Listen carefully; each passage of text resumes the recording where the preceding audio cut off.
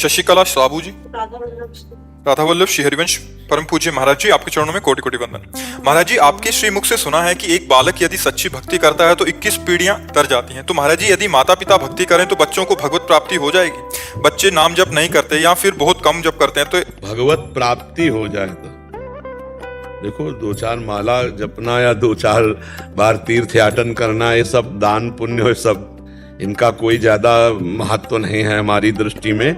जो 21 पीढ़ियों वाली बात है वो भगवत साक्षात्कार करने पर है। आवागमन से मुक्त जो महापुरुष है वो बिल्कुल सत्य है।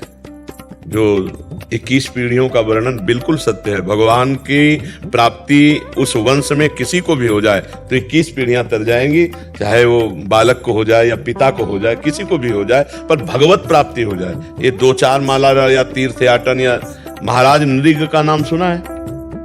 क्या सुना है? तो दान कर बहुत करते थे, खूब स्वर्ण से सजा के, और ब्राह्मणों को पूरा मकान और ब्याह सब व्यवस्था करते। और एक गाय जो दान नहीं लेता था, ऐसे ब्राह्मण की गाय किसी तरह उनके गौशाला में पहुंच गई और वो किसी ब्राह्मण को दान कर दी। और वो दान लेकर जब जा रहे थे तो जो ब्राह्मण की गाय थी जिसकी गौशाला में चली गई, उसने कहा गाय तो मेरी है। तो उसने कहा ये गाय तो अभी महाराज नृग ने दी है। तो दोनों महाराज नृग के पास आए। जिसको दी थी उसने कहा महाराज नृग आपने हमें दी? बोले हाँ दिया। तो बोले जिसकी गाय थी उसने कहा मेरी गाय है। तो उनका मुझे इसका पता नहीं, क्योंकि बड़ी गौशाला है, आपकी छूट के गाय आ गई होगी। तो हमने जिसको दान की है इसको ले जाने दो, 1000 गौएं ले लो। उनका हमने कभी दान लिया नहीं, हम तो अपनी गाय लेंगे। और वो ब्राह्मण हठी जिसने दान लिया था उन्होंने कहा हम लेंगे तो यही गाय लेंगे, नहीं तो हम नहीं ले। उनका 1000 गाय तुम ले लो, छोड़ दो ये गाय। नहीं छोड़ा। बस इतने अपराध का फल हुआ कि वो गिरगिट बने जाके, द्वारिका के कुएं में गिरगिट बने जाके। हमें लगता है कि दान पुण्य जितने सब हैं, भगवान को समर्पित करके भजन न किया जाए अगर, तो इनमें इतनी सामर्थ्य नहीं है कि हमारा काम बन जाए। ये तो कहो बहुत से ऐसे सत्कर्म हुए थे कि द्वारिका के कुएं में बने, तो भगवान श्री कृष्ण ने उनका उद्धार किया। तो हमें लगता है कि भगवान का नाम जप करते हुए जब हमारे को भगवत प्राप्ति हो जाए पक्का, फिर तो क्या है, फिर तो 21 पीढ़ियां तरना कोई बड़ी बात है। अरे वैसे भी देखो, सरकारी आदमी के परिवार को सुविधा देती है हमारी भारत सरकार के लिए देती, तो वो तो अखिल सरकार है। ये सुविधा है, एक भगवत प्राप्त हो जाए तो 21 पीढ़ियां भगवत प्राप्त हो जाएंगी, कल्याण उनका हो जाएगा। ये तो पक्का है। तो करो डट के भजन इतना कि भगवान का साक्षात्कार हो जाए। पर ये बहुत कठिन है, खिलवाड़ नहीं है। सब भोगों का विस्मरण करके जब निरंतर भगवत स्मृति में देखो, आप लोग सब बैठे हो, कितनी देर भगवान में टिकते हो? मिनट टिकना कठिन हो जाएगा।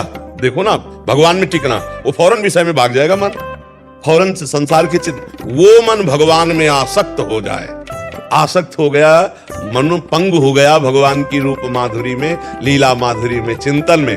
अब ऐसे महाभागवत से तुम 21 पीढ़ी की बात करो, भगवान कह रहे मम भक्ति युक्तो भुवनम पुनातु।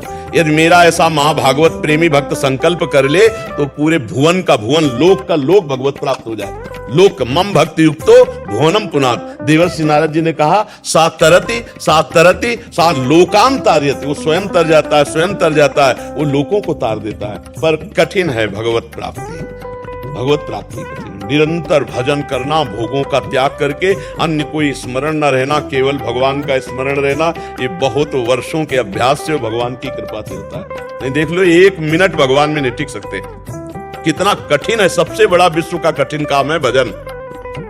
लोग कहते हैं माला घुमाने में क्या है, आओ बैठो, हम जैसे कह रहे वैसे माला घुमा के दिखाओ। सामने राधा नाम लिखो अपने दिमाग में, और आंख से उसी को देखते रहो, और कान से उसी को सुनो, और अंदर से वही बोलो। हर एक मन का उतना ही सकले जितना राधा बोला। अभी देखो तुम्हारा मन कहेगा ये माला रखा है, और भागेगा संसार में। लगा के देखो, सबसे कठिन काम दुनिया का मन को संसार से हटाकर भगवान में लगाना, सबसे कठिन काम। अब बताओ, है ना कठिन काम? सबसे कठिन काम है मन को भोगों से हटाकर भगवान में लगाना। भोगों में लगाओ, 3 घंटे फिल्म चला लो, बिल्कुल आनंद से बैठे रहोगे, कोई परेशानी नहीं रहेगी। और 3 घंटे कमरा बंद करके माला लो, देख लो कितनी बार आपको खड़ा कर देगा, कितनी बार खिड़की से झकवाएगा, कितनी बार क्या क्या सोचवाएगा, आप देखो ना। तो ये मन को भगवान में लगाना सबसे, और भगवत प्राप्ति तो फिर गुरु कृपा, इष्ट कृपा, निरंतर भजन, इससे हो जाता है।